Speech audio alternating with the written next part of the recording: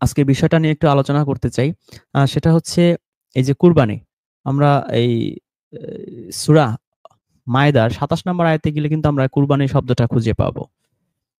তো ২৭ নম্বর আয়াতে এখানে আল্লাহ বলছেন, "আর তুমি তাদের নিকটে আদমের ২ পুত্রের সংবাদ যথাযথভাবে বর্ণনা করো, যখন তারা উভয়ে কুরবানি পেশ করল। অতঃপর তাদের একজন থেকে গ্রহণ করা হলো, আর অপরজন থেকে গ্রহণ করা হলো না। সে বলল, অবশ্যই আমি তোমাকে হত্যা করব। অন্যজন বলল, আল্লাহ কেবল মুত্তাকিদের থেকে গ্রহণ করেন। আমরা দেখলাম আদমের ২ পুত্রের ঘটনা আল্লাহ রাব্বুল আলামিন সূরা মায়েদার ২৭ নাম্বার আয়াতে বর্ণনা করেছেন। তারা উভয়ই কুরবানি পেশ করল। একজনের কাছ থেকে সেই কুরবানিটা গ্রহণ করা হলো, আরেক ভাইয়ের কাছ থেকে গ্রহণ করা হলো না। যার কাছ থেকে এই কুরবানি গ্রহণ করা হলো না, বাকি যে ভাই ছিল তাকে সে বলল, "অবশ্যই আমি তোমাকে হত্যা করব।" কিন্তু অন্য ভাইটা কি বলল? আল্লাহ কেবল মুত্তাকিদের থেকেই গ্রহণ করেন। এই যে আমরা অনেকেই অনেক ত্যাগ তিতিক্ষা করি, কিন্তু এই আয়াত কিন্তু আমাদের জন্য দারুণ একটা শিক্ষা। সে আদমের এই সন্তান খুব দারুণ একটা কথা বলেছে যে, "আপনি অনেক বড় ঘুষখোর, ঘুষ খাচ্ছেন, শত, শত কোটি টাকা দুর্নীতি করেছেন, সুদে টাকা অনেক বানিয়েছেন। তারপর আপনি এই কুরবানিটা করছেন। বিশাল একটা গরু কিনেছেন ২-৩ লক্ষ টাকা দিয়ে এলাকার সবাইকে খাওয়াচ্ছেন। কিন্তু এই আয়াত আপনার চোখে আঙুল দিয়ে দেখিয়ে দিচ্ছে যে আপনি যে ঘুষের টাকা দিয়ে, সুদের টাকা দিয়ে, জালিয়াতির টাকা দিয়ে, খাদ্যে ভেজাল দিয়ে বা মানুষের উপর জুলুম করে বিভিন্ন অসৎ উপায়ে যেই অর্থ উপার্জন করেছেন, সেই অর্থ দিয়ে যদি আপনি কুরবানি করেন, আপনার কুরবানি কিন্তু কবুল হবে না।" একেবারে ক্রিস্টাল ক্লিয়ার কুরআনের আয়াত আমরা দেখতে পাচ্ছি। এই সমস্ত আয়াত দেখেও যদি আমাদের পরিবর্তন না হয়, আমার মনে হয় যে আমাদের মতো পোড়া কপাল আর কারো হতেই পারে না। আপনি ভেবে বসবেন না আ যে বড় হুজুর দিয়ে আপনি কুরবানির গরুটাকে জবেহ করতে পেরেছেন দেখে আপনার কুরবানি কবুল হবে, অথবা তারা তো বলে যে ৭ ভাগে, ৩ ভাগে, ৪ ভাগে বা হচ্ছে যে রক্ত মাংস পৌঁছায় না, এই তাকওয়া পৌঁছায়। হ্যাঁ, কুরবানি করার সময়ে আমার তাকওয়াটা ভালো ছিল, এটা তো হবেই। না রে ভাই, কোন চান্স নাই। এই সূরা মায়েদার ২৭ নাম্বার আয়াত পড়ে আপনার কি মনে হচ্ছে? আসলে কি কোন চান্স আছে?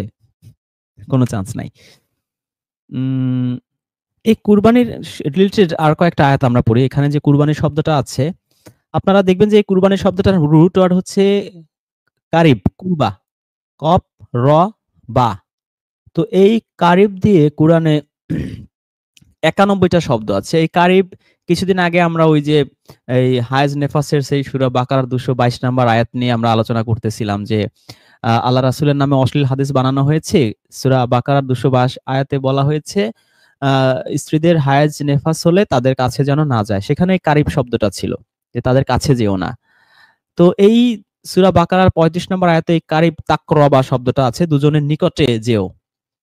তো নিকটবর্তী হওয়া, কারিব মানে হচ্ছে কাছাকাছি। ৮৩ নম্বর আয়াতেও আছে আ আল কুরবা, এখানে এর অর্থ হচ্ছে আত্মীয়-স্বজন। ১৭৭ নম্বর আয়াতে অ্যা আল কর আ কুরবা এর অর্থ হচ্ছে নিকট আত্মীয়-স্বজনদেরকে ওই যে দানের কথাটা, সেই বিখ্যাত ১৭৭ নম্বর আয়াত যে কোন, কোন জায়গায় আমরা দান সদকাটা করব। তার মধ্যে একটা আছে নিকট আত্মীয়-স্বজন বা আল কুরবাদের। আ এরপরে ১৮০ নাম্বার আয়াতে আছে আ অল আকরবিন, এখানেও অর্থ হচ্ছে আত্মীয়-স্বজন মানে কাছের লোকজন আরকি। ১৮৬ আয়াতেও এই কারিবের অর্থ হচ্ছে নিকটেই, এবং উর্দু হিন্দিতেও এই কারিব শব্দটাই ব্যবহৃত হয়।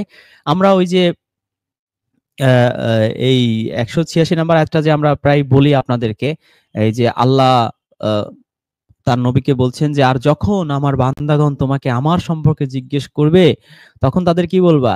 আমি তো তাদের কারিব, তাদের কাছেই থাকি।" এই সেই কারিব। কারিব থেকে হচ্ছে আসলে এই কুরবান। কারিব হচ্ছে কাছাকাছি, খুব কাছে থাকা, সেটাকেই। আবার আত্মীয়স্বজনকে এই কারিবই বলা হচ্ছে। কারণ আত্মীয়স্বজন তো আমাদের সবচেয়ে কাছের মানুষ। মানে ব্লাড কানেকশন এর দিক থেকে।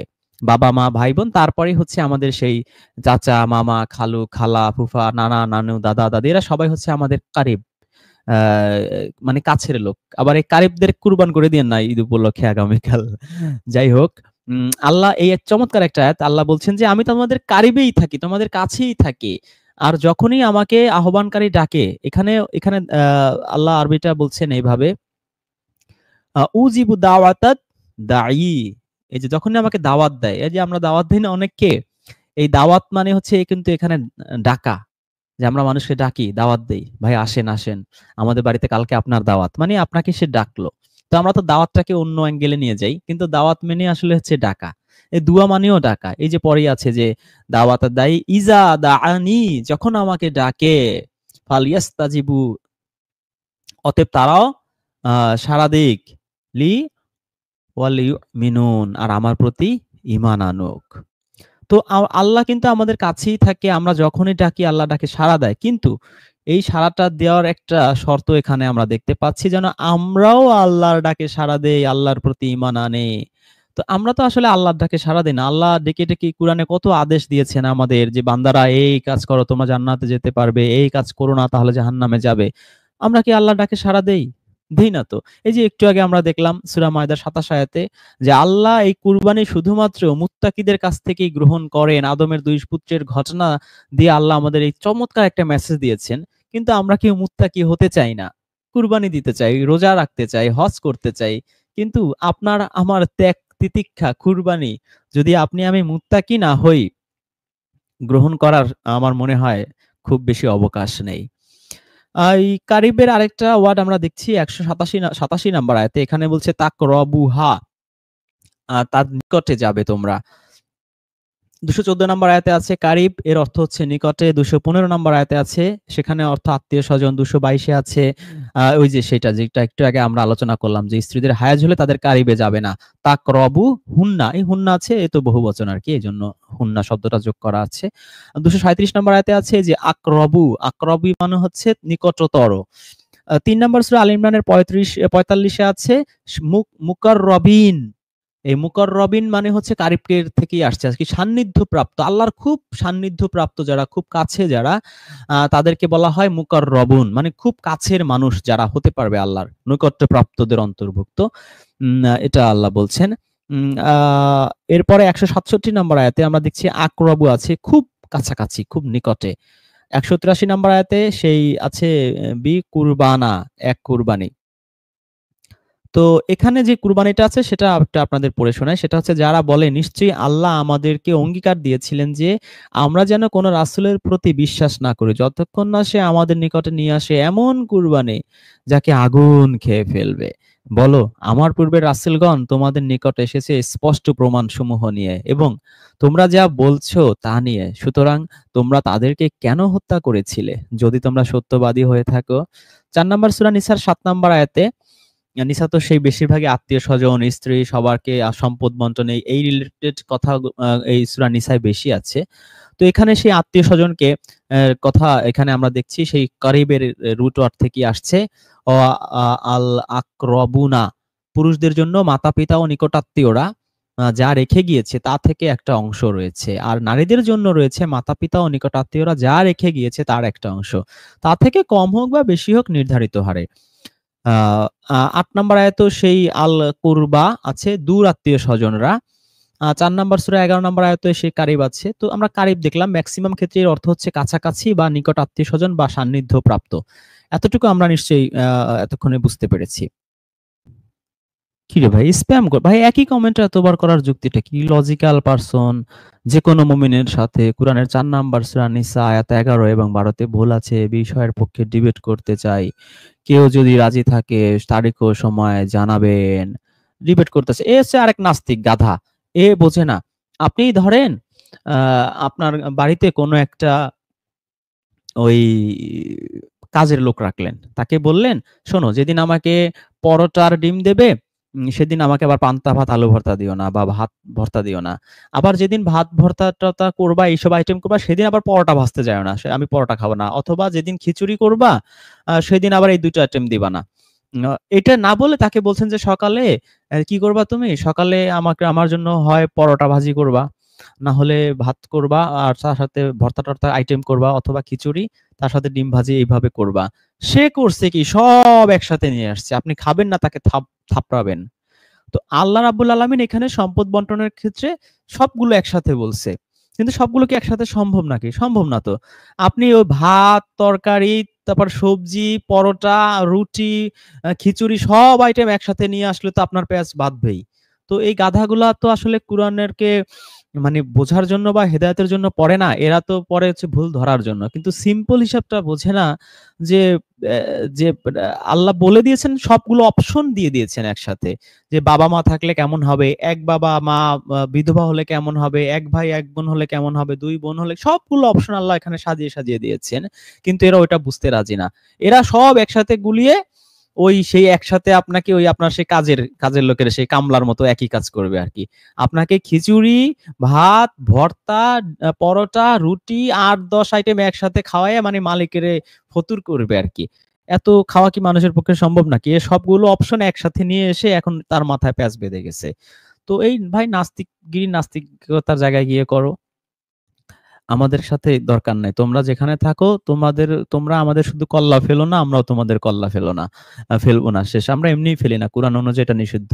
তোমাদের ধর্মে কি আছে দেখো। তোমাদের সেই নাস্তিক একজন আসছিল। তাকে প্রশ্ন যেটাই করি, পারি না।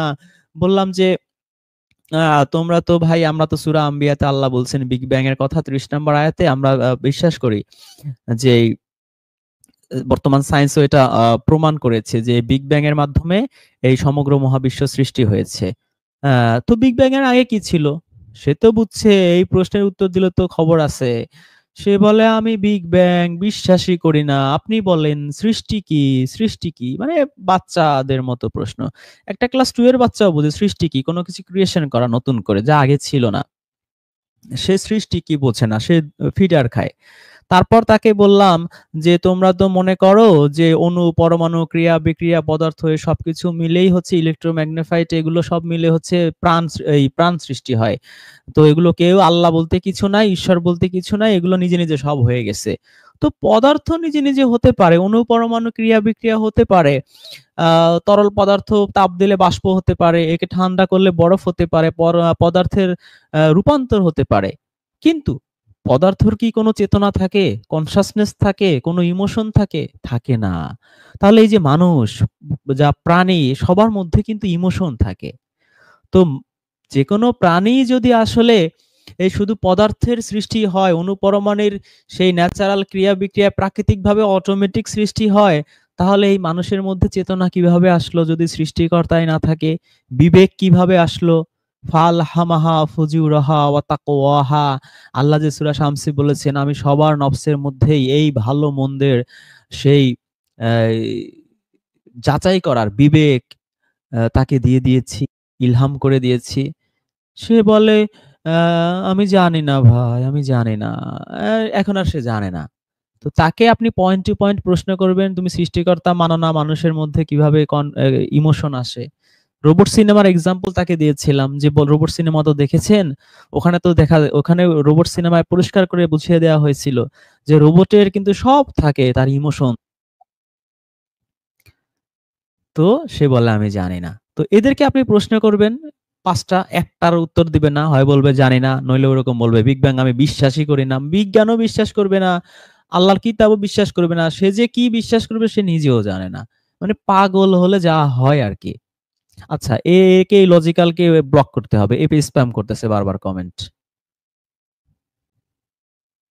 আচ্ছা, আমরা যেটা পড়তেছিলাম সেই একটু কুরবানির আরেকটু গভীরে যাই। ৩ টা শব্দ আছে কোরআনে কুরবানি দিয়ে। একটু আগে যেটা আমি পড়লাম সূরা আলে ইমরানের ১৮৩ আয়াতে, সেটা তো শুনলেন। আর ২৭ নম্বর আয়াতটা তো পড়া হলো। আরেকটা আয়াত আছে, সেটা হচ্ছে ৪৬ নম্বর সূরার ২৮ নম্বর আয়াতে। এখানে বলা হচ্ছে কুরবানা। এখানে এর অর্থ কিন্তু সেই জবাই-টবাই কিছু দেয় নাই। আ দিয়েছে নৈকট্যের মাধ্যম। অতঃপর তারা আল্লাহর সান্নিধ্য লাভের জন্য আল্লাহর পরিবর্তে যাদেরকে উপাস্য রূপে গ্রহণ করেছিল, তারা কেন তাদেরকে সাহায্য করল না?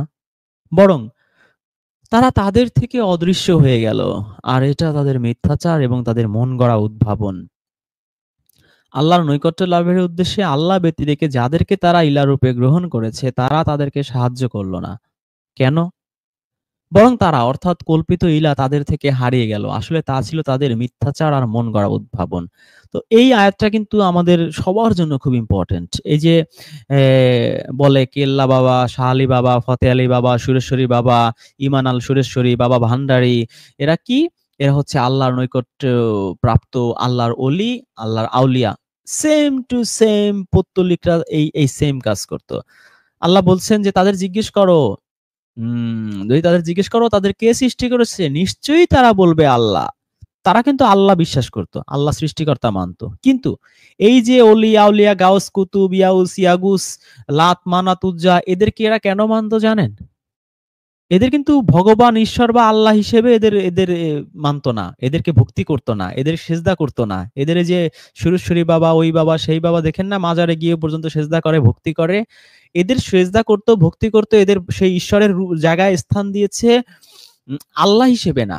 এরা মনে করতো এই সুরেশ্বরী বাবা, এই ভান্ডারী বাবা, এই কেল্লা বাবা, ফতে আলী বাবা, শাহ আলী বাবা, এরা হচ্ছে আল্লাহর একেবারে কারিব বান্দা, সবচেয়ে সান্নিধ্য প্রাপ্ত একেবারে আপনজন অলি আল্লাহ। তো এদের সেজদা করলে, এদের ভক্তি করলে, এদেরকে বড় বড় গরু ছাগল এগুলো দিয়ে দিলে, এদের খুমুসের টাকা পয়সা দিলে, এরা যেহেতু আল্লাহর একেবারে কারিব বান্দা, সান্নিধ্য প্রাপ্ত, এরা আপনাকে আল্লাহর জন্য হাসরের মাঠে সুপারিশ করে নিয়ে যাবে। বা কোনো কিছু, আপনার কোনো হাজত বা কোনো মানত থাকলে এই বাবাদের কাছে আপনি বলবেন, বাবাদের সাথে আল্লাহর ডাইরেক্ট কানেকশন, তারা আপনাকে আল্লাহর কাছ থেকে এনে দেবে। সেম কনসেপ্ট কিন্তু সেই মক্কার পৌত্তলিকদের মধ্যে কাজ করত। তো এই আয়াতটা আমাদের সেই চোখে আঙুল দিয়ে দেখানোর মতো একটা আয়াত, যে আপনি যদি এখনো এরকম ভুলের মধ্যে থাকেন যে না এই রিজওয়ান তার সে তো অনেক কোরআনের অনেক ভালো ভালো কিছু জানে, এর মধ্যে কিছু একটা আছে, বা সজল রোশন, বা ওই যে আব্বাসী, বা অমুক যে কোনো কাউকে যদি আপনি এরকম ভাবেন না যে এরা মনে হয় আল্লাহর অনেক কাছাকাছি লেভেলের, এদের যখনই আপনি এইরকম লাইনে এগিয়ে যাবেন, আপনি কিন্তু ধরা খাবেন। কারণ এখানে আপনি দেখতে পাচ্ছেন যে অতঃপর তারা আল্লাহর সান্নিধ্য লাভের জন্য, এটা কিন্তু এই যে আল্লাহর সান্নিধ্য লাভের জন্য এই যে সাধারণ মানুষ কি করে, আল্লাহর আরো কাছাকাছি যাবো, আল্লাহর অলির সোহবতে থাকবো, এরা তো ওইসব বলে বেড়ায়। এই সোহবত সোহবত করতে করতেই ওরা এরকম মুশরিক হয়েছিল মক্কার সেই পুত্তলিকরা। এই যে আল্লাহ আউলিয়া আউলিয়াদের সোহবত করতে করতে যেন মুশরিক না হন, এরা কিন্তু অদৃশ্য হয়ে যাবে। ওই যে আশা করছেন হাসরের মাঠে তারা ধরে ধরে আপনাকে জাহাজে করে, প্লেনে করে, হেলিকপ্টারে করে, ঘাড়ে করে নিয়ে যাবে, সব হাওয়া হয়ে যাবে। সূরা আনামে যদি আপনি পড়েন ৫১ আয়াতে দেখবেন নবীকে দিয়ে আল্লাহ বলাচ্ছেন, তুমি বলো, আমি সেই আয়াতটা আপনাদের দেখাই।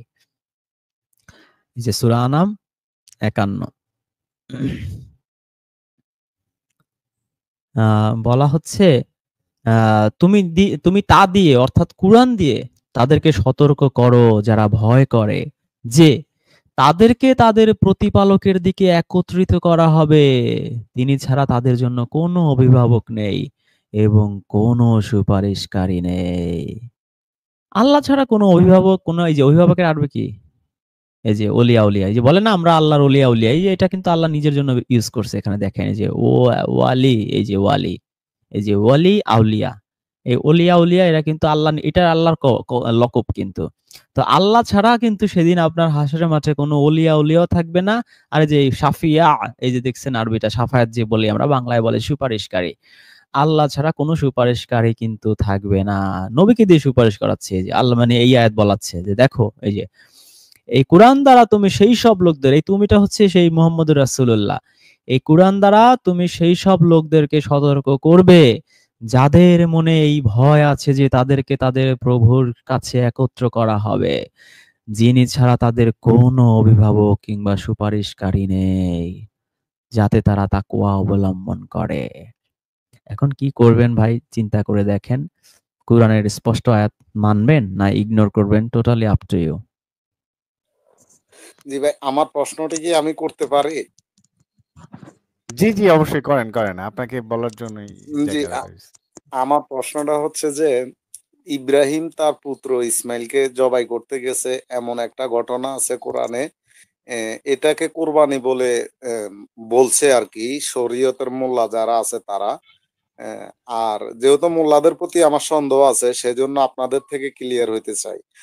আর এখানে আদমের ২ পুত্রর উৎসর্গ করেছে, একজনেরটা আল্লাহ কবুল করেছে। এখানে এই ধরনের একটা আয়াত আছে। অন্যদিকে বলা হইছে আল্লাহর কাছে কোনো রক্ত মাংস কোনো কিছুই পৌঁছায় না, পৌঁছায় শুধু তাকওয়া।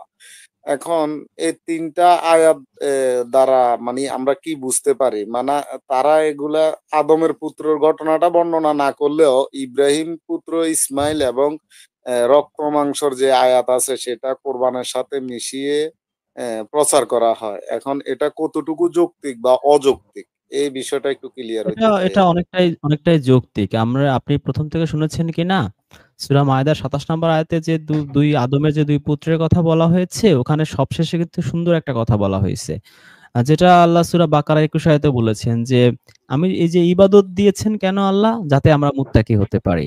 সূরা বাকারার ১৮৩ আয়াতে বলেছেন যে, রোজা কেন দিয়েছেন? যাতে আমরা মুত্তাকি হইতে পারি। কুরবানির ক্ষেত্রেও তাই। সূরা মায়েদার ২৭ আয়াতে সেই ২ পুত্রের যে পুত্রটা ভালো, সেই পুত্রটার মুখ দিয়ে আল্লাহ বলাচ্ছেন কি? আল্লাহ কেবল মুত্তাকিদের কাছ থেকেই কুরবানি কবুল করেন। সুতরাং এখানে আমাদের চরম একটা শিক্ষা যে আপনি কুরবানি করেন, হজ করেন, যা কিছু করেন, এই যে যাকাত হই না আমরা পরিশুদ্ধ হই, দান করি, সাদকা করি, যাই করি, আল্লাহ কেবল মুত্তাকিদের কাছ থেকেই গ্রহণ করেন। সুতরাং মুত্তাকি হওয়াটাই হচ্ছে লাইফের আল্টিমেট পারপাস হওয়া উচিত আমাদের। আর ইব্রাহিম নবীর যে ঘটনাটা আপনি বললেন সেটার মধ্যে কিন্তু জবেহ শব্দটা আছে। জবেহ মানে কিন্তু সেই জবাই করাই। এটা কোরআনে অনেক জায়গায় আছে। সুতরাং এই শব্দটা আসলে ডিনাই করা যায় না। তবে এটা আল্লাহর ডাইরেক্ট অর্ডার ছিল না। এটা ইব্রাহিম স্বপ্নে দেখেছিল। তো এখানে যারা কুরআন রিসার্চার আছেন ইন্টারন্যাশনালি মানে সারা পৃথিবীব্যাপী তাদের অনেকগুলো আ লেকচার শোনারই আমার সৌভাগ্য হয়েছিল। এটা নিয়ে বিভিন্ন মত আছে। কিন্তু একটা বিষয়ে তারা কেউ ডিনাই করতে পারছে না। সেটা হচ্ছে যে এখানে আসলে জবিহা আছে। জবাই করছেন এবং যে স্বপ্ন দেখেছিল তো ২ টা মত সুপ্রতিষ্ঠিত। একটা মতে হচ্ছে যে এই স্বপ্নটা তাকে শয়তান দেখাইছিল। কেন? এর পক্ষে তাদের দলিল আছে। একটা দলিল হচ্ছে যে আল্লাহ কখনো মানুষকে অন্যায় কাজ করার আদেশ করেন না। এটা কোরআনের আমি এখন আয়াতটা এক্সাক্টলি ভুলে গেছি। আল্লাহ কখনো মানুষকে অন্যায় কাজের আদেশ দেন না। এই দলিলটা দিয়েই আল্লাহ বলছেন যে নিজের সন্তানকে হত্যা করা নিশ্চয়ই ভালো কাজ নয়। অন্যায় একটা কাজ। তাই না? কারণ আল্লাহ কোরআনে বলেছেন যে ব্যক্তি একটা নির্দোষ প্রাণীকে হত্যা করলো সে যেন সমগ্র পৃথিবীর মানুষকে হত্যা করলো। তাই না? তো সেই আল্লাহ কি বলতে পারে যে নবী তুমি তোমার সন্তানকে হত্যা করো? রুহুল ভাই, আপনার কি মনে হয়? না, অবভিয়াসলি না। না, অবভিয়াসলি না। এ এবং এ আমরা ওই সূরা এ আমি সূরাটা একটু আনি। আমার মনে হয় সূরাটা দর্শকদের একটু দেখা দরকার। তাহলে আরো একটু ক্লিয়ার হবে। আল্লাহ আসলে অন্যায় দিতে পারে না এবং ওখানে আমরা যদি সূরাটা পড়ি আমরা দেখব যে সূরা সাফফাত আমি যাচ্ছি। এটা সূরা সাফফাত কি ৪৬? না ৪৬ না। সরি ৩৭। ১০২ এ। আমি একটু আপনাদের পড়ে শোনাই। তাহলে আচ্ছা। ১০০ থেকেই বলি। ১০০ না ৯৯ থেকে। ইব্রাহিম বলল, আমি আমার প্রতিপালকের কাছে যাচ্ছি। তিনিই আমাকে পথ দেখাবেন। হে আমার রব, তুমি আমাকে এক সৎকর্মশীল পুত্র সন্তান দান করো। অতঃপর আমি তাকে এক অতি ধৈর্যশীল পুত্রের সুসংবাদ দিলাম। অতঃপর সে যখন তার পিতার সাথে চলাফেরা করার বয়সে পৌঁছলো, তখন ইব্রাহিম বলল, বৎস, আমি স্বপ্ন দেখেছি যে আমি তোমাকে জবেহ করেছি। এখন বলো তোমার অভিমত কি? সে বলল, হে পিতা, আপনাকে যা আদেশ করা হয়েছে আপনি তাই করুন। আল্লাহ চাইলে আপনি আমাকে ধৈর্যশীলই পাবেন। তো এই যে এখানে জবেহা শব্দটা আছে, জবেহা শব্দটা আমি যদি আপনাদের একটু রুট ওয়ার্ডে দেখাই, এখানে কিন্তু এই জবাই করাই। ঠিক আছে? এখানে ডিনাই করা কিছু নাই যে ২ নম্বর সূরা বাকারা ৬৭ আয়াতে আছে। আর স্মরণ করো যখন মুসা তার কওমকে বলল, নিশ্চয়ই আল্লাহ তোমাদেরকে নির্দেশ দিচ্ছেন যে তোমরা একটা গাভী জবেহ করো। তাহলে এই যে এই আয়াত তো আমাদের সবারই বলতে গেলে মুখস্থ। তো এখানে গরুর জবাই করারই এখানে অর্ডার আছে। তারা বলল, তুমি কি আমাদের সাথে উপহাস করছো? সে বলল, আমি মূর্খদের অন্তর্ভুক্ত হওয়া থেকে আল্লাহর আশ্রয় চাই। ৭১ নম্বর আয়াতেও একই। সে বলল, নিশ্চয়ই তিনি বলছেন, নিশ্চয়ই তা এমন এক গাভী যা ব্যবহৃত হয়নি জমি চাষ করায় আর না খেতে পানি দেয়ায়, সুস্থ যাতে কোনো খুঁত নেই। তারা বলল, এখন তুমি সত্য নিয়ে এসেছো। অতঃপর তারা তা জবেহ করলো, অথচ তারা তা করার ছিল না। আরো আয়াত আছে, আমি সেদিকে আর গেলাম না। এতটুকু আপনারা ক্লিয়ার হয়েছেন যে এখানে জবেহ যে শব্দটা আছে এটার অর্থ জবাই করা। তো এটাই সে দেখেছে আচ্ছা, এবং পুত্রকে সে বলেছে, আচ্ছা, কিন্তু পুত্র কি বলেছিল? পুত্র বলেছিল যে আল্লাহ যা বলেছে আপনি সেটা করেন, আপনি আমাকে ধৈর্যশীল পাবেন। দুজনেই যখন আনুগত্যে মাথা নুইয়ে দিল আর ইব্রাহিম তাকে উপর করে শুইয়ে দিল। এখানে একটু ঝামেলা আছে। তো যেহেতু উপর করে শুইয়ে দেয়, এটার রুট ওয়ার্ড আসলে খুঁজে পাই নাই। আমি চেষ্টা করেছিলাম। এখানে আর কোথাও নাই। শুধু এই 37 নাম্বার সূরা 103 নাম্বার আয়াতে উপরে শব্দটা আছে আর শুইয়ে দিল এই শব্দটা শুধু এখানেই আছে। তো এই কারণে এটা ফাইন্ড আউট করা সম্ভব হয় নাই। আ এরপরে 104 আয়াতে বলছে, আর তখন আমি তাকে ডাক দিলাম, হে ইব্রাহিম, আ তুমি স্বপ্নকে সত্যে পরিণত করেছো? আ তো এই যে কথাটা বলল, তো এখান থেকে আমরা পরিষ্কার যে এটা তার উপর ডাইরেক্ট অর্ডার ছিল না। এটা সে স্বপ্ন দেখেছিল। আ সুতরাং এই স্বপ্নটা আসলে তাকে আল্লাহ দেখিয়েছে, এটা আমার এট লিস্ট বিশ্বাস হয় না। তাছাড়া কুরআন রিসার্চার যারা ওয়ার্লড ওয়াইড আছেন, তাদের রিসার্চ পেপার আমি যতগুলো দেখেছি, তারাও এই সম্পর্কে একমত যে আল্লাহ কখনো অন্যায় কাজের আদেশ দেন না। যাই হোক, এখানে পরবর্তীতে যে কথাগুলো আল্লাহ বলেছেন যে আল্লাহ অন্য একটা ইসের মাধ্যমে এটা তাকে দিছে, অবশ্যই এটা ছিল সুস্পষ্ট পরীক্ষা। আমি এক মহান কুরবানির বিনিময়ে পুত্রটাকে ছাড়িয়ে নিলাম। এখানে একটু জালিয়াতি করছে। এখানে আসলে কুরবানি শব্দটা নাই। এখানে যেটা আছে, মহান কুরবানি সবাই অনুবাদ করলে এখানে জাবিহা শব্দটা আছে। জবাই আছে। তো মহান জবাইয়ের মাধ্যমে জবাই, এখানে ব্র্যাকেটে অনেকে আবার এই যে দুম্বা লিখেছেন। আবার এই যে একজন স্টার চিহ্ন দিয়ে লিখেছেন জান্নাতি দুম্বা। তো এটা মহান কিভাবে হলো, এটা প্রশ্ন থেকে যায়। যাই হোক, অন্য কিছু যদি জবাই হয়েও থাকে, তো মানুষ যে জবাই করা যাবে না, এখান থেকে এটা পরিষ্কার।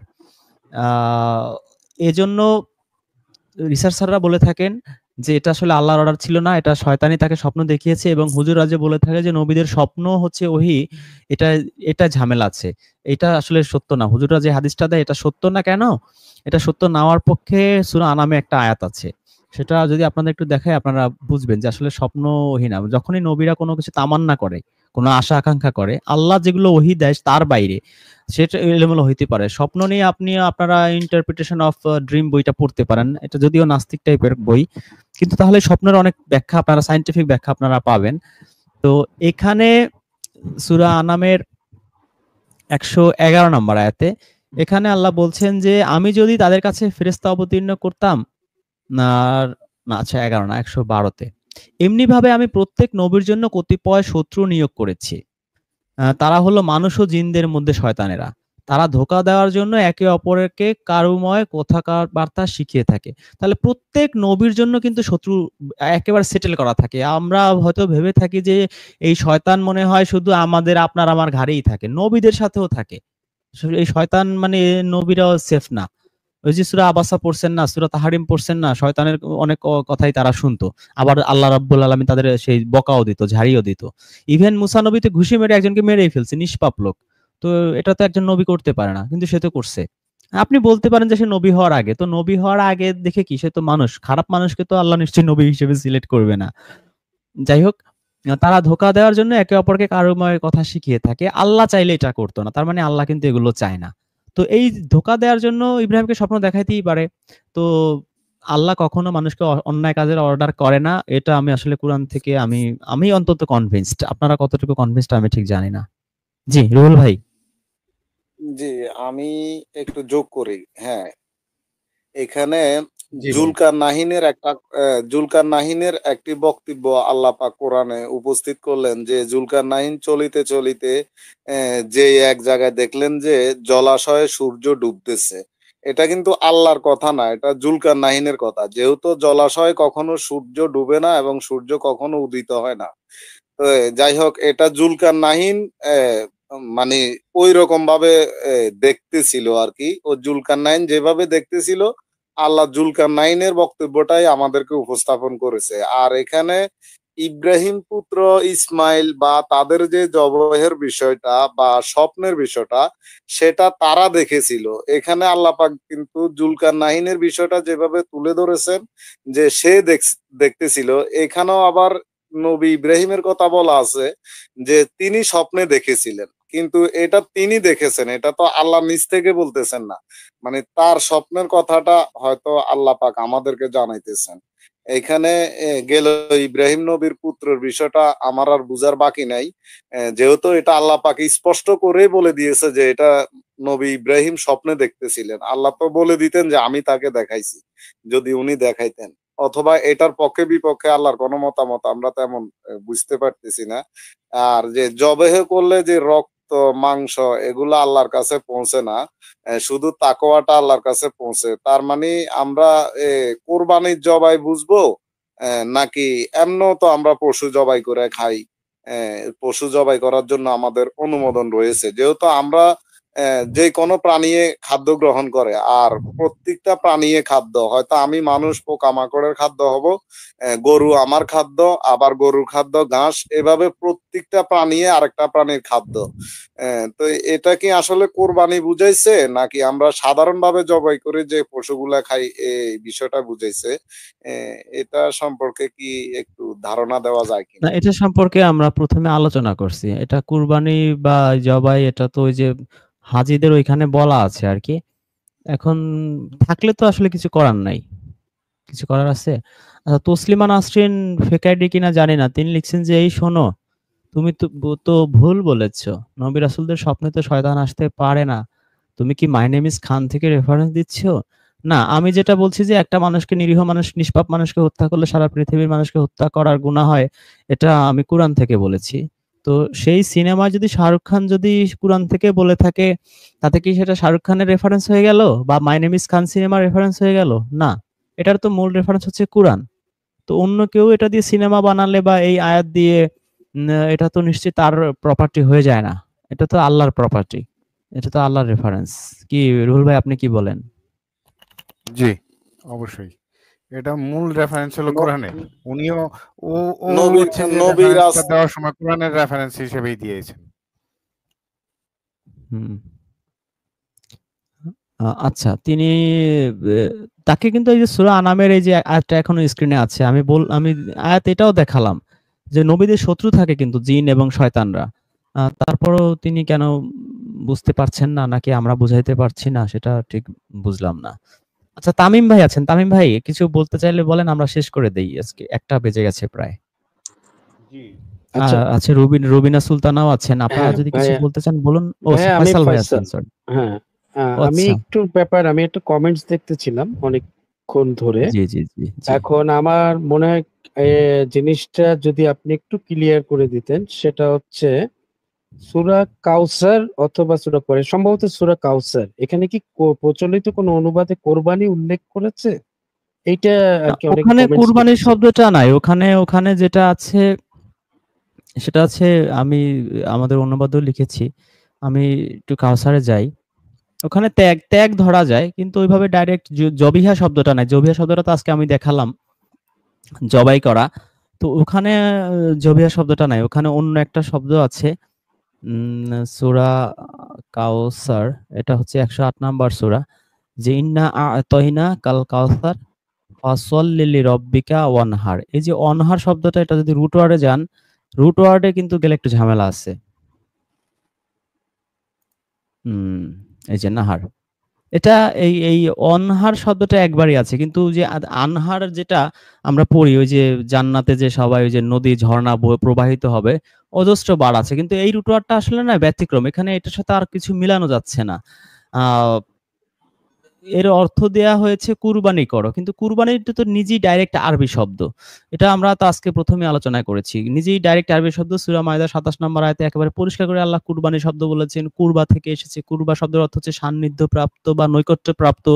ইভেন আত্মীয় স্বজনদেরকেও সেই কথাটাই বলা আছে, কুরবানির রুট ওয়ার্ড ইউজ করি, সেই আত্মীয় স্বজনকে আল্লাহ এই আরবিতে মিন করা হয়। তারপরেও আল্লাহ বলছেন যে আমি তোমাদের কাছেই থাকি, আমি তোমাদের কুরবায় থাকি। যখন তোমাকে জিজ্ঞেস করে বান্দারা যে আমি কোথায়, বলো তাদের আমি তাদের কারিব থাকি। তো কারিব থেকে কুরবা শব্দটা এসেছে বা কুরবানি শব্দটা এসেছে। তো এটার এখানে রুট ওয়ার্ডের কোনো আকার ইঙ্গিত কিছুই নাই, এবং কোরআনে মাত্রই একবারই এই যে অনহার শব্দটা আছে। এটা সর্বোচ্চ হতে পারে, আমি ইংরেজি কয়েকটা ট্রান্সলেশন দেখেছি, সেখানে ত্যাগ করা অনেকে লিখেছেন, কিন্তু এখানে বাংলা একটু ঝামেলা করেছে। বাংলায় বয়ান ফাউন্ডেশন নহর লিখে দিয়েছে, ফজলুর রহমান লিখেছে কুরবানি, তাইসিরুল লিখেছে কুরবানি, মুজিবুর রহমানও লিখেছে কুরবানি, ইভেন মুফতি তকি উসমানী তিনিও কুরবানি লিখেছেন। তো এটা হাদিসের প্রভাব তো আপনারা বুঝতেই পারছেন, হাদিসের কারণে ওনারা এইভাবে লিখেছেন। তো এখানে আমার মনে হয় না কুরবানি। কেন মনে হয় না? কারণ এই একই শব্দ, আরবি শব্দ, যেটা আল্লাহ কোরআনে প্রচুরবার ব্যবহার করেছেন, একবার দুবার না, অজস্রবার। আমি আমি আপনাদের একেবারে এক্সাক্ট বলতে পারবো যে কতবার আছে। সূরা মায়েদা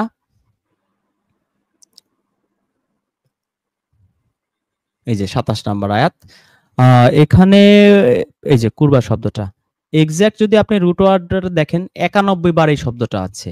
তো 91 বার আল্লাহ এই শব্দ এই রুট ওয়ার্ড ব্যবহার করতে পেরেছেন, শুধুমাত্র কাউসারে গিয়ে আল্লাহ এই শব্দ ভুলে গেছেন, এটা আমার অ্যাটলিস্ট বিশ্বাসযোগ্য মনে হয় না।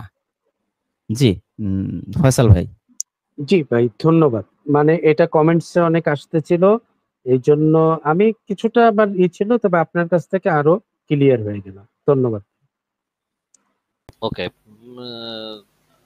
আমি আপনাদের আলোচনা শুনছি, আপনার ভিডিওগুলো দেখছি ভাইয়া এই কুরবানি নিয়ে। এখন আমি আসলে একটা কনক্লুশন যেটা বুঝতে চেষ্টা করতেছি যে তাহলে মানে কুরবানিটা কি, মানে আমরা করব কি করব না, কনক্লুশনটা কি আসলে দাঁড়াবে কি আসলে, মানে আমাদের জন্য অ্যাকচুয়াল মেসেজটা কি হবে? অ্যাকচুয়াল মেসেজ হচ্ছে আপনাকে মুত্তাকি হইতে হবে। আল্লাহ শুধু মুত্তাকিদের কুরবানি কবুল করে, সূরা মায়দা আয়াত 27। এটা হচ্ছে কনক্লুশন। আপনাকে মুত্তাকি হইতে হবে, কোনো মাফ নাই। সূরা বাকারার 21 নম্বর আয়াতে আল্লাহ বলছে যে আমি ইবাদত দিয়েছি যাতে তোমরা মুত্তাকি হইতে পারো। সূরা বাকারার 183 আয়াতে বলছে আমি রমজানে রোজা দিয়েছি যাতে তোমরা মুত্তাকি হইতে পারো। কুরবানি দিয়েছে কেন? কুরবানি হচ্ছে যারা মুত্তাকি হবে তাদেরটাই শুধু কবুল করা হবে। আমাদেরকে আলটিমেটলি আল্লাহ সব সময় মুত্তাকি হওয়ার ব্যাপারে ইন্সপায়ার করতেছে। সূরা হুজুরাতের 23-13 নম্বর আয়াতে বলছে এই পৃথিবীতে আল্লাহর চোখে সবচেয়ে সম্মানিত সবচেয়ে মর্যাদাবান হচ্ছে যারা মুত্তাকি তারা। সূরা 85 নম্বর সূরা 74 নম্বর আয়াতে আল্লাহ একটা দোয়া শিখিয়েছে, রব্বানা হাবলানা মিন আজওয়াজিনা ওয়া যুররিয়াতিনা কুররাতা আয়ুনি ওয়াজআলনা লিল মুত্তাকিনা ইমামা। আল্লাহ আমাকে মুত্তাকিদের ইমাম বানিয়ে দাও। তো আমরা কুরআন পড়ে মোটামুটি ঘুরে ফিরে একই জিনিস দেখতেছি যে মুত্তাকি হইতে হবে। কুরবানি আপনি করেন কি না করেন, ইবাদত করেন কি না করেন, রোজা করেন কি না করেন, আপনার মাথায় রাখতে হবে যে সবকিছুর আলটিমেট টার্গেট হচ্ছে আমি যেন মুত্তাকি হইতে পারি। সূরা বাকারার শুরুতেই আল্লাহ চমৎকার একটা কথা বলছেন যে জালিকাল কিতাবুল লা রাইবা ফি হুদাল লিল মুত্তাকিন। মুত্তাকি না হলে আপনি কুরআন থেকে হেদায়েতও পাবেন না। একেবারে পরিষ্কার সূরা বাকারার শুরুতে আল্লাহ বলে দিয়েছেন। আমরা ভাই এইভাবে বুঝতে পারছি, বোঝায় ভুল থাকলে আপনি ধরিয়ে দিতে পারেন। Thank you. আমি না সবাই হয়তো আমি আমার ধারণা আমার মতো আরো অনেকে কনফিউশন, তাই আমি একটু প্রশ্নটা করে ক্লিয়ার হয়ে নিলাম, হয়তো সবার উপকার হবে। থ্যাংক ইউ ভাইয়া। জি, থ্যাংক ইউ। যারা এত সময় আমাদের সাথে ছিলেন সবাইকে ধন্যবাদ, সবাইকে ঈদের শুভেচ্ছা জানাচ্ছি। সবার জীবন আনন্দময় হোক এবং সবাই যেন মুত্তাকি হওয়ার পথে এগিয়ে যেতে পারেন এবং আল্লাহর রজ্জুকে শক্তভাবে আঁকড়ে ধরতে পারেন। ভালো থাকবেন সবাই। সালামুন আলাইকুম। সালামুন আলাইকুম। ঈদ মোবারক ভাইয়া।